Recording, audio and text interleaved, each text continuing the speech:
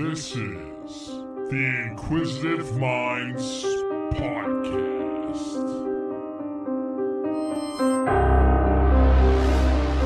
Thank you for tuning in the Inquisitive Minds Podcast. I'm your host, as usual, Johnny Smith.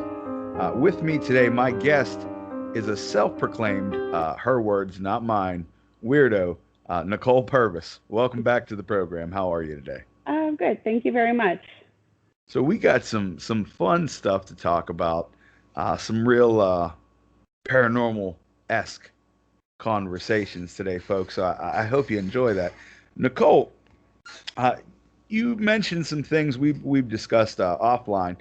Let's just jump right into it. When was your first paranormal experience? I want to say when I was little, probably 5 or 6. We lived in this really big, weird house, and we had this basement that was unfinished.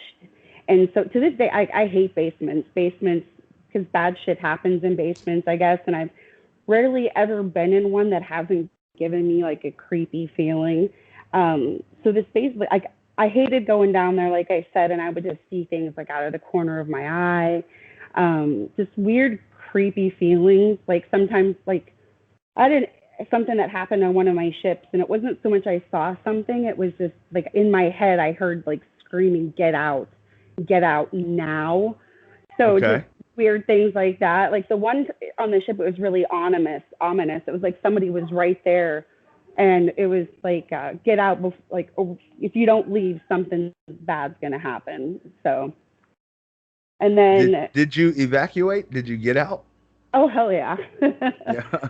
I'm not gonna stick around. Like I would be one of those people, like in scary movies, and there's a place. I'm like, nope, fuck you, I'm not going. Well, where did you grow up? I grew up in Wyoming. So Okay. the first place I lived in is Riverton, and there's only one Native American reservation in the state of Wyoming, and it's there. It's in Wind River. And that's where the Shoshone and the Arapaho tribes are. Like they're not even like, they're warring tribes, and the government just put them there. Like, oh, they're going to be temporary. Its claim to fame is that's where Sacagawea went after the Lewis and Clark expedition. Okay. So a lot of stuff happened there just because, I think because of the land and everything that happened, I really believe that sort of thing, that, land can hold memories. So, and I'm not the only one. Like my real dad, he had some experiences. My mom, like my sister and I, we call it our witch senses, because just weird things happen all the time. So. Okay. So growing up there was all that land with a history of death and war and suffering, Yeah.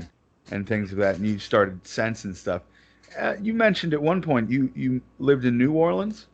I did. Or I don't know if I'm supposed to pronounce it like that, or Nolans, or whatever I'm Nolans supposed or to say. Nala, yeah. I did. It was the last station I was stationed at while I was active duty. Again, thank you for your service. Oh, thank you. But before that, there's this one incident when I was 10. My real dad worked in the oil fields, and then he worked as a logger, and he was gone. So my mom and I would stay up really late, and we'd watch like the old Nick at Night TV Land, or like the Dick Van Dyke Show and stuff like that. And we were talking about how even when our dad was gone, like there was this, he had like, this certain like way he would step, you know what I mean? Like the footsteps and the pressure, and there was creaks. We would hear that sometimes. And then one night, her and I, it sounded like somebody was on the roof. There was snow. It always snows there. Our dog was like really uneasy. And so her and I, like, I think we ended up just going to bed. And the next day, like there was fresh snow, and the whole way around the house, there was these footsteps, but they didn't go these footprints, they didn't go anywhere else. Like they didn't walk away. They were just all the way around our house. Yeah. That's very creepy. Now, let me ask you, growing up in Wyoming, I'm curious about it, because I've never been there, and you're I think the only person I've ever spoken to who's been there. A small town? Very small town, yeah. The first Riverton it was kind of big because of the oil boom, but there's no more oil there. So a lot of people left. It's kind of like with Casper. I mean, Casper still has a large population. And then Cody, which is 50 miles outside of Yellowstone, there's about 7,000, 8,000 people. Oh, so that's still a fairly small place. Yeah, like about the size of an aircraft carrier population-wise. Okay, forgive my ignorance here. When I think of Wyoming, I think of like the backdrop for the Wile E. Coyote cartoons. There are parts of it like that. There, if you were to just take the interstate that would take you, like, to drive through Wyoming, you miss all of the pretty parts. It's just, you think it's flat and ugly and there's nothing there. Because from Casper to Cody, there's a stretch of, from Cheyenne, there's a stretch of highway where you can go for 6-7 hours. There's not a town, there's not a rest stop, there's not a house, there's nothing. Like, every now and then you'll just see a random single cowboy leaning against a cactus smoking a Marlboro. Possibly. People still have CBs because you don't get cell reception in a lot of areas. So my ex and I, we went from New Orleans to Seattle, and he left ahead of my daughter and I to check in. And I tried to tell him, I'm like, look, I don't care how much gas you have in your tank. You fill up, top off before you drive through Wyoming, especially that time of year, because the wind, Cheyenne's actually the windy city. They'll close down the highway because of the wind. Oh, you hear that, Chicago? You don't want no goddamn smoke, Chicago. Well, Chicago was called that because there was either the Democratic or the Republican convention there. So the joke was that politicians have like their wind bags. I want to be clear because I've been coming through Chicago quite a few times recently, and I love Chicago. I'm pulling for you in this race. So you can. They'll close down the stretch of highway between like Cheyenne and Laramie, and it's only like maybe a 35-minute drive normally. So, and it was winter time, which they're known for. They'll close it down if the winds are too bad and the snow is too bad. And I tried to tell him, I'm like, look, even if you do come across a town that is open, that or that you have gas stations, they're going to close at 9:30 at night. They're not going to be open. And he didn't believe me. And sure as shit, he ran out of gas. And I'm like, I told you. I only lived there my entire life. So you know what? Another question about Wyoming, since there's stretches without a lot of towns, are there small towns that like only the locals go? This is me reaching for like a movie scene, but like creepy little towns like that. There used to be this place. It was called Bill, Wyoming, Population 1, Bill. That's great. Yeah. There's little towns like there's Meeteetse, and that's like a little town you drive through before you get to Cody. They actually have a brothel. There's not a lot of people that live in. I don't even remember how many people live there. We almost moved to Roberts, Montana. And their population was like, I want to say maybe 500. So got a weird brothel story I want to get out there real quick. In 2010, I went to Vegas and decided to go out and drive to a brothel. And I didn't know where they were or anything, so I was driving. And I found one that was attached to a gas station. Like their version of a Sheetz. Like it was nice. Yep. But the brothel had like chain link fence around it. But me being a young idiot, I rung the bell, and they said, "Wait outside. It's going to be a few minutes." So I figured, maybe they doing business, whatever. I don't know what the process is. Screening, security, maybe something's going on. Yeah. So then they buzzed back. They said, "Okay, the girl's ready." And I thought to myself, I done seen 4 or 5 guys come out of here. The girl is there's no options. Like that was the whole point. It was less about sex than it was about options. I was like, I got the hell out of there. I didn't even go in. I don't blame you. We had drive-through liquor stores in my hometown. Like I even mentioned that, like in my stand-up I did. I mentioned that because there's not very many stoplights, and there's like 4 drive-through liquor stores. Like you can drive through, get a shot for you, and like a lollipop for the kids, something for everybody. Oh wow, that's great. Yeah. Give me 3 shots to go. I got a long drive home. Oh my gosh, yeah. I got to make it to Billings, Montana. Like that's the closest big city to my Good Lord. hometown. Yeah. So, like when I enlisted in the Navy, I had to go to Denver, and they flew me to Denver because it's like a 12, 14-hour drive. So, and that was real interesting because when I was there, they were having the Timothy McVeigh trial because they moved it to Denver, and so the courthouse was right across the street from the federal building where you would go to to swear in and everything. So it was pretty crazy. You know, I get riled up about the Timothy McVeigh thing. And Yeah. because he did it because of Waco, and Yeah, then it was Waco the should have never anniversary. happened. Yep. You know, but it's like he's such an idiot. If he would have put a license plate on that car, he wouldn't have been Oh caught. yeah. But he attacked essentially a daycare. Like, Yes.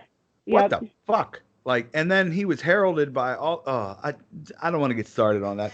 Oh yeah. Let's take it. Let's take it back to New Orleans for a minute. Okay. So Go ahead. that wasn't that wasn't the first place. Like I had stuff with like all three of the ships I was on. Weird shit happened, but New Orleans, I think, just because of the voodoo and the hoodoo shit. One second, then the 3 ships you were on, weird shit. I'll get into specifics, but I want to know off top any like apparitions. Oh yeah.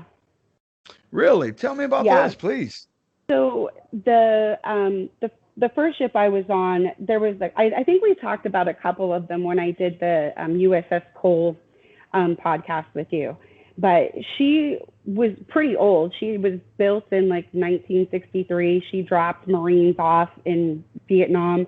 When the USS Stark was attacked, she was the first ship on scene, and she actually carried bodies back in the reefers and stuff like that. So, like I mentioned that one, I was talking about that space with the get out thing. So they'd made these, oh gosh, what did they do? Like they had converted these, what used to be old like water tanks, and they made it into an area where we could have these huge diesel generators. Because the ship was an Admiral ship, if the rest of the ship lost power, they would still be able to to receive communications. What does it mean that it's an Admiral ship? So it was the Admiral, it was his command ship. So basically that mission, it's the command ship for a battle group. So like any orders about what the rest of the ships are supposed to do or where we're supposed to go, the Admiral's going to have them. And then they'll relay them to everybody else. So our mission was we would go into places that, because he's also a NATO commander, the 6th Fleet Admiral, that weren't a member of NATO and try to schmooze them into joining NATO. So like we went to Russia, Bulgaria, Romania, Ukraine, Georgia, trying to get them to join NATO after the fall of the wall and everything. Mm-hmm. So this space for you kids out there, she's talking about the Berlin Wall. I forget that not everybody is as old as I am sometimes. You're like the wall, what? The border, that's so what they discovered when they were making those spaces is that there was one of these armories where an officer or somebody had fallen down and they died, and they thought he had gone overboard, and when they found his body it was too late. So and there's just a lot of other weird things because the ship's that old, obviously. So I mean, and it's in the service, people die. Oh yeah, all the time. So because of the generators, there were ACs in there. And so part of my watch is I'd have to go in and take readings to make sure everything was running okay. So the first night, something weird happened. I was standing the 20 to 24 watch, so the 8 p.m. to midnight watch. And I'm down there and I'm just doing my thing. And all the hair on the back of my neck raises, like my arm hairs. And I just get this weird feeling like I'm being watched. Like I thought I saw something out of the corner of my eye. And I'm like, it could be one of the guys down there doing something off in the little room. I mean, so I hurried up, got out of there.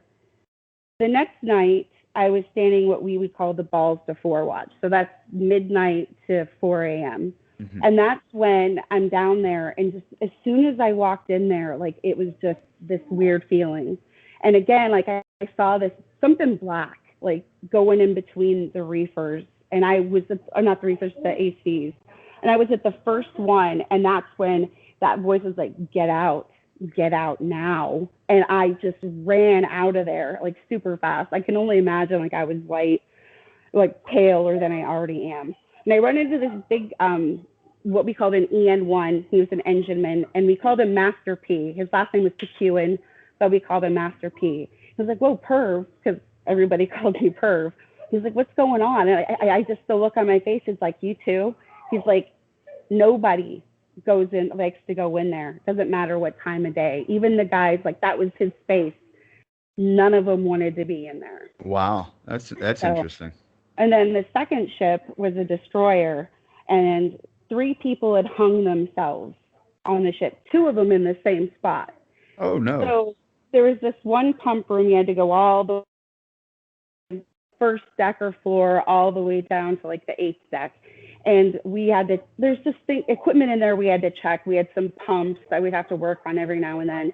And so before I got there, everybody called him Ed. That's just what they called this guy. And so you'd go down there and you couldn't really goof off because it always sounded like someone was going up and down the ladder, and then like somebody would jump on the deck plates, and you'd hear shit, like someone talking or somebody whistling. I guess a couple of the guys would go down there to beat, like that's the one space they could beat off in if they were down there alone because Ed didn't like it. So there was this picture. Wow. Okay. Well, that's something. So there is this Polaroid, like we were just taking pictures of things, and we called it proof that Ed exists. And so right next to where the fire hose was, you could see not like somebody hanging there. Like it was the clear picture of somebody hanging. Yeah. Oh, wow. That's very strange. And so in some of the other spaces, like we would, like after dark, like weird shit would happen because we do what they call darken ship. And in the mornings, like you're supposed to turn all the lights on. Sometimes they wouldn't turn on. You'd be in an area like checking something, and there's just like somebody breathing over your neck. Yeah. Oh, wow. Okay. So, oh man, that's very strange. You know, I'm surprised more service members don't talk about that stuff. It was the first ship I was on. My roommate and I had a party at our apartment, and I think it was a combination of the Mountain Berry fuck you up jungle juice, and so we were all sitting there one night, and somehow it came up. We started talking about the spaces that none of us liked going in, and we realized it was all of the same spaces, and we were having some of the same incidents. So it's kind of like that, and then you probably because, you know, maybe there's a weird shit that happens in the military anyway. Like sometimes we don't always talk about shit with people that haven't been in the military just because of the lingo and stuff like that. You know what? An episode I just recorded yesterday with a man named John Venture, who was a MUFON multi-state director for 10 years, really into things. His cousin, if I'm remembering correctly, was a 2-star general, and his other cousin worked in like the space program. And they would like tell him shit without telling him shit. Mm-hmm. Yeah. So Nichole, spill the beans. What's going on deep in the Navy? Well, I've been out for a while, so, but yeah, just there's a lot of shit. Like I said, I gotta applaud you for skirting that question so smoothly. I'm sure you've been asked it before. I would be remiss if I didn't pry a little more. I spoke with a former Marine who was telling me about some Black Ops helicopter type thing he saw, but it was essentially in the shape of a ball. But they had removed all cell phones and whatnot from ship. Anything like that ever happened to you? Not like that I'm aware of, just because I was what they called a pit snipe. So I didn't really get topside off. And I mean, I was a part of the flight deck, what they called the flight deck fire party. I'd wear what they called the potato suit. I was one of the ones that would go in and help pull people out. There were crashes on the helo deck. But those operations, a lot of them were at night. I mean, not at night, were like during the day. And the ones at night, like I really wouldn't get to go like outside very often. I know people that did see stuff like that. And I'm pretty sure because the only other place that at night that you can see like everything in the sky was Wyoming. Like I did see some weird shit in Wyoming. But I mean, what is that? The Encounters of the Second Kind, where it was filmed at Devil's Tower, I think. Okay. Close Encounters. And so, but I never saw anything, like I said, just because I didn't get up topside a whole lot. I was usually down in the bowels of the ship. That's fair. In Wyoming, did you happen to see any UFOs? I believe so, yeah. Or as the newer kids are calling it, UAFs, unidentified aerial phenomena. Oh, P. Yeah? I don't know. P is for, I guess, phenomenal. I've never. They're going to be UFOs till I die. Oh, exactly. I've never liked the whole, like, anything aliens. Like, I don't watch. Unsolved Mysteries scared the shit out of me as a kid. Like, if there was no Unsolved Mysteries, there would be no Inquisitive Minds. That's very true. Robert Stack, I mean, he did a good job. Yeah, but UAP. I don't know why I said UAF, because I'm a phonetic idiot, I guess. You wouldn't be the only one. Unidentified aerial phenomenon. So okay, I'm sorry. It's okay. So I don't like watching anything with aliens. I mean, I watched Paul, Men in Black, but that's a little different. Even then, Robert Stack is lucky he died before I was of age, because I would have married that man. How about that? Just to hear him talk every day, just like narrate breakfast in that voice, dude. Yeah. My youngest brother still has the number for Unsolved Mysteries for the hotline number memorized. It's hilarious. I remember they were in Burbank, California. So I would arrange my bedroom, at least the way I thought it would be, so that aliens couldn't find me, but robbers could, because I would rather like risk being kidnapped or attacked by a robber than attacked by an alien. I mean, I can understand your logic there, but that's a hell of a thought process when you have to think, well, what's worse? I was like 10, and my one brother was like, "You're a fucking idiot." I'm like, "Hey, I'll be safe. You won't." Another thing my guest yesterday brought up, obviously these are released a week apart, but John Venture mentioned he believes that aliens could possibly be just demonic entities in disguise. Any thoughts on that? I could see that. Yeah. It's not like that far outlandish. No, one of like the worst experiences I've ever had, and it's not just me, is the house that my mom doesn't live there anymore, but the house she shared with my stepfather. Like, straight, like I'm getting like goosebumps. And where is this? Is it in Wyoming? No, that's in Evans City. Evans City, PA? Yeah. Okay. So, before we jump to that, I'm sorry. I keep trying to get back to New Orleans. Okay. Yeah. Tell me about, first off, that row of psychics you were mentioning. Yeah. So first off, New Orleans is just different anyway, I think, just because of how they have their graves. Like they're not underground because it's beneath sea level. And then the voodoo and the hoodoo there, there's a presence when you go to New Orleans that can be kind of oppressive. Nichole. Yeah. I think we're all familiar with the voodoo. Maybe I'm alone, but I'm not exactly sure what hoodoo is. Hoodoo is basically what the Cajuns, it's like their version of voodoo. Like, oh, okay. Yeah. So like I was saying before we started, the St. Louis Cathedral, the one side of it, as you're walking to get to Bourbon Street and all the other places where people go to party, it's really weird because that's where all like the fortune tellers and psychics and like palm readers will sit.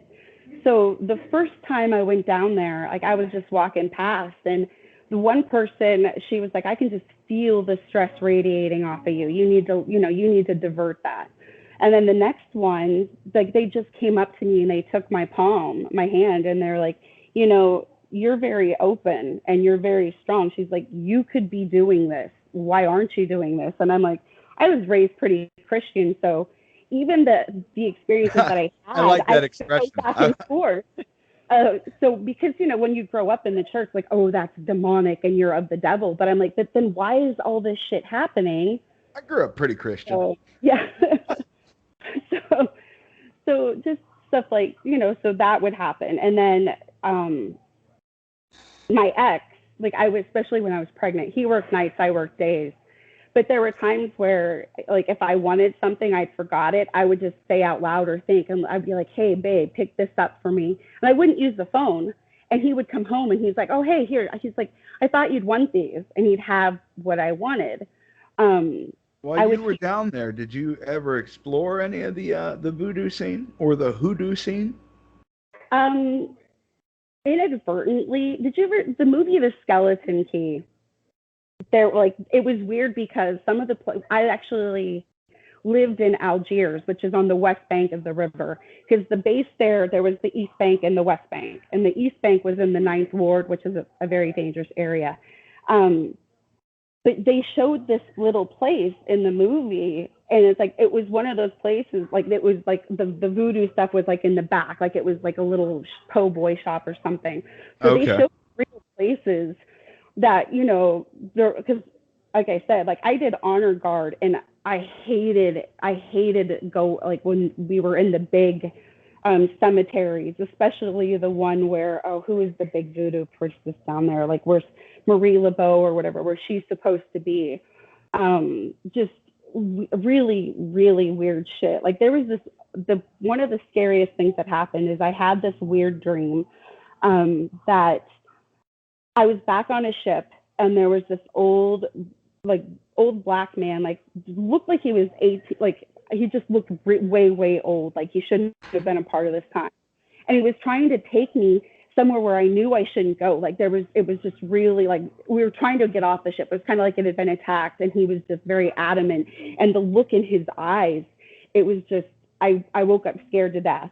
So a couple days later, I'm driving. I had just picked up my daughter from daycare, and I just look up, and there's this vehicle, and that man from my dream is in that car, and he's just staring at me.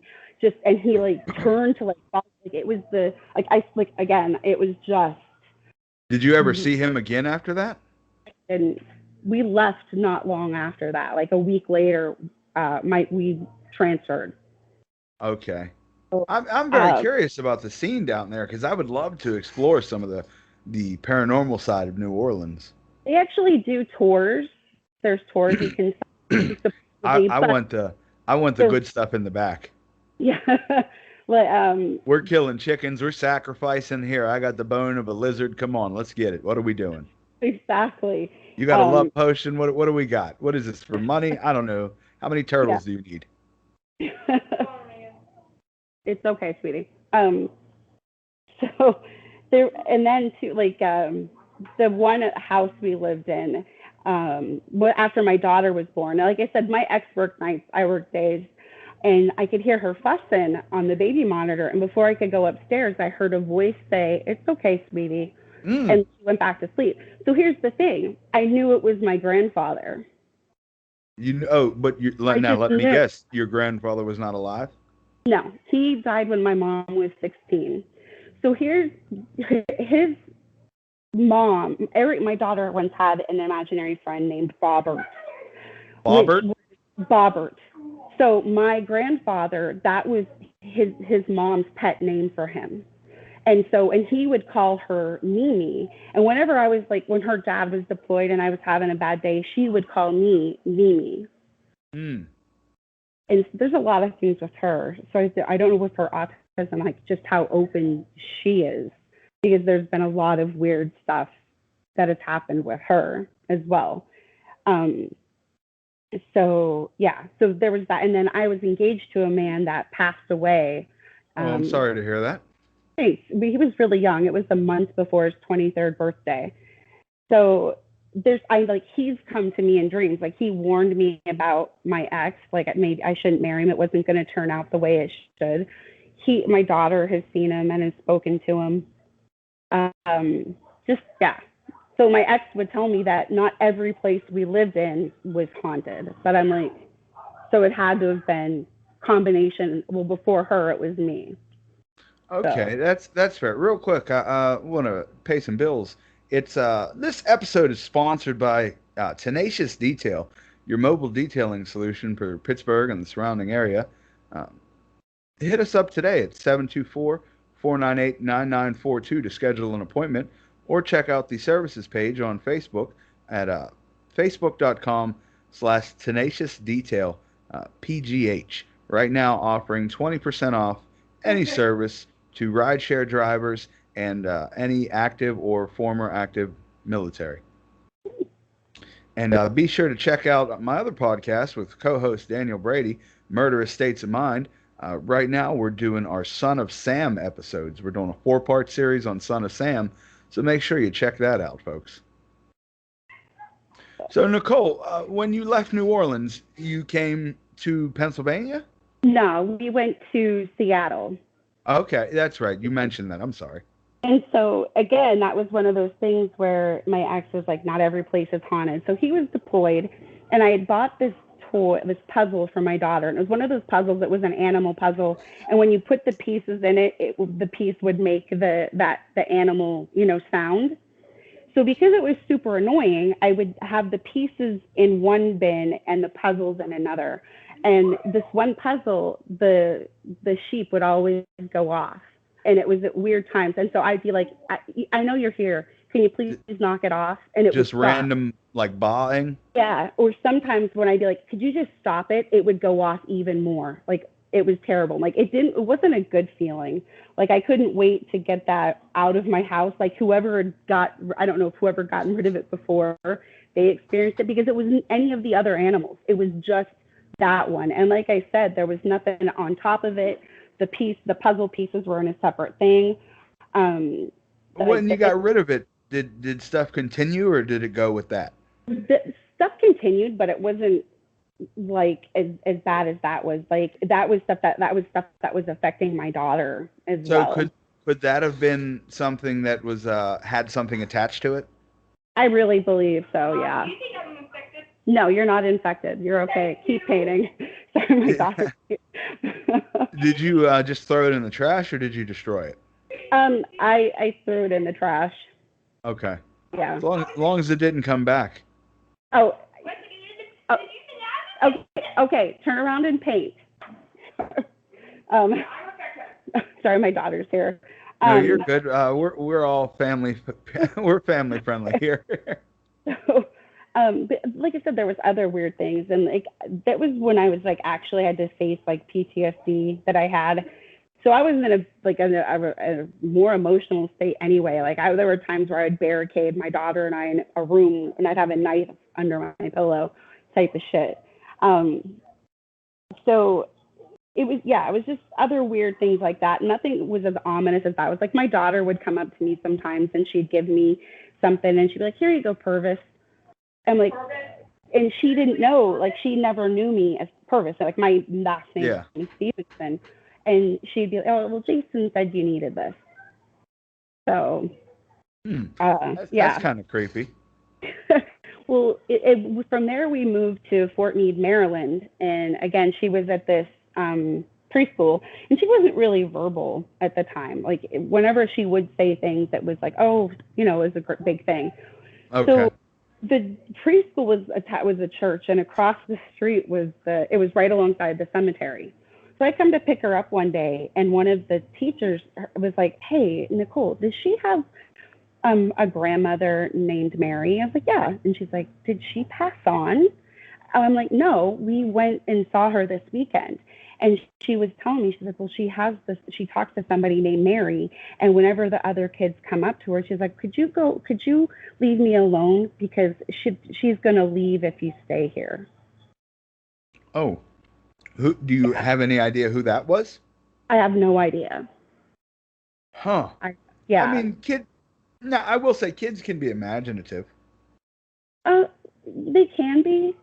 It was just, I don't know.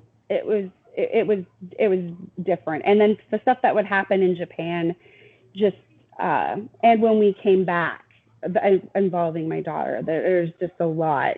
Well, what happened in Japan? Ooh. First off, Japan is probably one of the most haunted places in the world. The suicide forest is there. And then just the things that happen. I think I talked about there was a time loop that happened one time when we were camping. So let's go over that again if you don't mind. Yeah, not a problem. So we would go camping. We camped one time at Mount Fuji, but it can get kind of expensive. You know, they charge you. It's just crazy. They charge you to park there. They charge you for the firewood, everything. So we would go. There was a satellite base with housing for the sailors that were stationed at Yokosuka. That's where the ships were in that area. And so Ikego had actually been basically a concentration camp during World War II. And there were all these tunnels that had been dug by the prisoners. And supposedly Campground 5 was the most haunted. So we were at cabin 3 one night, and the bathroom was like super far away. So I'm country. I would just go outside and go behind the cabin to go to the bathroom, especially late at night, because it was just, I didn't want to have to walk all that way by myself at night. So that's fair. I got up to go to the bathroom, and it had rained a couple of days. And, you know, that's one of the reasons we had a cabin. And so I go outside, and there's this puddle by where the driveway area is. And there's these 2 little girls standing on the other side, and they've got like short hair, and they're naked, and they're holding their hands like this. And I go to see if they're okay, and they went like this. And all of a sudden, this man comes he had a knife. He comes running out of the woods. So I run into the cabin. I think I've locked the door because there's a front room. And as I'm getting into the second room where the beds are, where my ex and daughter are sleeping, he's coming in that front room. And so I think I'm trying to close the door. The man is coming in. Yeah. Okay. So I'm trying to lock the door. I guess, I don't know, for some reason it didn't really latch. And I'm trying to get my ex to wake up, and he won't. And I wake up, and I'm so mad at him as I wake up. So I wake up, I have to go to the bathroom. I go outside, and it's the same thing. And all night long, it was just this I go outside to go to the bathroom. I see the girls, the guy comes in, I wake up as he's coming in the room the whole night. And it was so real. Like I really, like, it felt like I didn't rest the next morning. And it was like, I was surprised that we were okay because it had just happened the whole night. Did you try and wake your ex up again at all? Yeah, every time. Every time. Try to wake up. Yeah. Now, let me ask you this. When you would wake up angry at him, did you try and wake him then, too? Yes. Yeah. Oh, that is creepy. Yeah. So the whole night, this weird stuff like that would happen. And then that's a hell of a nightmare. Oh, my God. That's got to be miserable. It was. I was like just drained that whole next day. And when I would try to explain, like, what he's like, oh, you've probably just been watching too much shit. And I'm like, no, I don't watch. I don't like to watch scary movies, mostly because I don't know if it's because of the shit that, you know, I see already, because I'm an empath too. And if I do watch anything scary, I watch it at high noon, because nothing bad happens at noon. Like, my brother's like, oh, really? I'm like, ghost hunters don't go to haunted places until like 2 a.m. And I've never heard of a demonic possession happening at noon. So yeah, man, you can't be screaming at the ghosts at the top of your lungs at high noon. You got to wait till 2 a.m. Exactly. You got to you go in there, ghost hunters. You scream at the ghost. You scream at the ghost. You taunt it, and then you hear something, and you're like, we got to get the fuck out of here. We got to leave. But there's kind of like I'm sorry. My favorite part, I've seen a couple episodes where I think it's Zach. He's like, oh, I'm getting so angry. I'm filled with rage. Like something's angering me. Like, that to me is the funniest shit. Like, that's hilarious.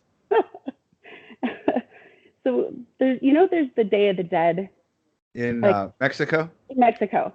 So for the Japanese, they have this thing, it's Oban. Or Bonadori. There's a really good cartoon. It didn't get a lot of like recognition, but it's called Kubo and the Two Strings. and it's actually based in Japan.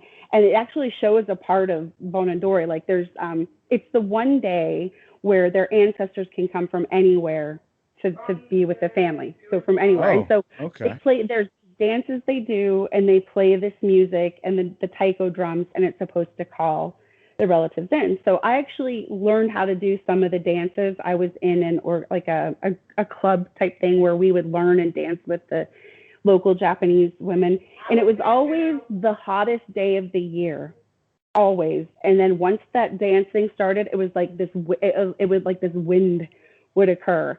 And I did notice like that more stuff would happen kind of around then. Like things would always move in my apartment in Japan, and like weird stuff would happen. And so like it was like whenever I would get upset with my daughter, it's like that's when I would get messed with. And so I had a cousin of mine that passed away, and I knew my ex was cheating and shit, but I was trying to like, in the kitchen, I'd be angry baking. I'd be like, I should just let it go. Why am I letting this bother me? And she would be like, no, don't let it go. You know, this is valid. And I had another friend tell me that, and I suspected anyway, because I'd hear my daughter talking at night. She didn't sleep well. They would come to her to try to have her help them. And let me ask you, how long were you in Japan? 3.5 years. 3.5 years. Yeah. Okay. Anything else as intense as that like that night of the reoccurring dream?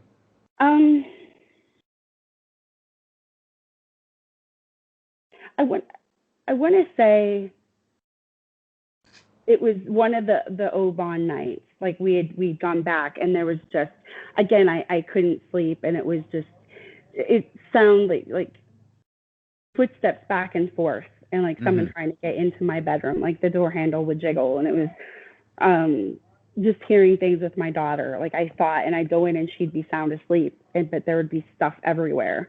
That's so unnerving. Yeah, the dog would just go super nuts, like back and forth. And like he had to go and check, like he had to go in. And there were times where he would just like, they didn't always get along, but he would stay in her room and like be on her bed. So just, yeah, intense like that. And even then, none of that is anywhere near anything that I've experienced at my stepdad's house. Like none of that even comes close. And that's the one in Evansville? Evans City. Evans City. Yeah, so from Night Japan, of the Living Dead. So from, you know, the characters, the main characters in that movie were Johnny and Jessica. That's me and my baby sister's name. Oh, wow. Yeah, and we grew up in Pittsburgh. So anytime, we're waiting for it. Yeah. No, but so from Japan, is that where you go? That is where I went. Like I went to be with near family after my divorce. So there. So to give some background, Evans. I don't know if you've ever been to Evans City or Mars, but there's a lot of history there anyway, Revolutionary War wise and stuff. And there's this weird fog that always comes over, like at my stepdad's house and like parts of Evans City. It's just, and it's every single night there's this weird fog. So that's one thing. So the house that my stepfather lived in had been a barn, and it was built into a house. I forget how he got the land and the house, like he got it through a settlement or something. And he had been a pagan back in the day. He'd been to prison for killing a man in self-defense. He'd been a heroin addict. So on top of we don't know what was there before he moved there. It was just like, I didn't meet my stepdad until a year or two after he got together with my mom, because I was in the Navy. Yeah. And so when I first came on leave, and just the house, like there was there's this one room that none of us could sleep in. And so the one night I had this dream, again, like I was going through every room in the house, and in the dream, I'm on the floor and I'm rocking like this. And I'm like, in the name of Jesus, leave me alone. And I woke up and I was actually doing that. My sister actually saw like a bat-like thing with red eyes come down. Like I'm not even, I'm telling you, it's just, after that, I couldn't stay there at night. Like I could not get out of there fast enough. And even my sister, like there was just whatever it was. Like my one brother, he tried to commit suicide. Like he heard voices there. He tried to commit suicide. Just even my daughter, she didn't like to be there. Like it didn't, whatever it was, it seemed like it didn't like women. Okay. Yeah, it just like. Did you ever see what it was? Like I saw something similar to what my sister saw, and there was more than one. Like Tell me about that. I was in I had come home on last leave, but I had been drinking. And I was down in the living room again because I didn't like to go upstairs. And I figured the living room was the safest place. And it was one of those, like I was half asleep, half awake, and it was just something like big and black and red eyes like leaning over me. And would you say like a shadow person? Kind of. Okay. Kind of. And I couldn't scream. Like I couldn't get anything out. And yeah. And I had to stay there after I had surgery because how long was it there though? Like, did you see it? Did you say it was standing over you or? Yeah, it was standing over me, and once I kind of saw it. I thought it backed off. Like I could still feel something, but I didn't see it. And wow. It's one of those things where like maybe if you're under the blanket type thing. But yeah, it just like I said, none of us liked to really be there. Did you ever find out any history of the location? No. Okay. I didn't. My sister and I had talked about it. Like maybe like there's like what is that? There's like signing up for one of those paranormal things.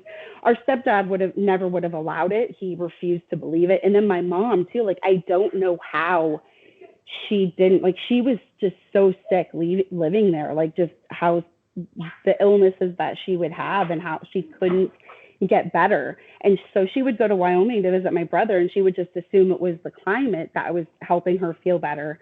But now, since my stepdad died, she doesn't live there anymore. And she's just, I mean, she has RA, but it's nothing like it was when she lived in that house. Is the house abandoned now, or is it still occupied? It is. It's abandoned. Without my stepdad, it should have been abandoned years ago. There were so many issues with it. With my stepdad.